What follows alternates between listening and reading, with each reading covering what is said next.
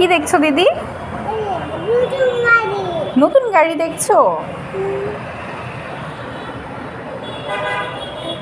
তুমি কি ফেলাই দিচ্ছ এটা? পাতা? তোমাকে না বললাম পাতা ছিঁড়ো না, গাছ কষ্ট পাবে। গাছকে আদর করে দাও, বলে আদর আদর, হ্যাঁ চুমা দিয়ে দাও। এই গাছের নাম কি? এমনি ঘাসের গাছ, আদর করে দিয়েছো। তুমি পাতা কেন ছিঁড়ছো দিদি? কষ্ট পাচ্ছে যে গাছ, গাছকে একটু আদর করে দাও।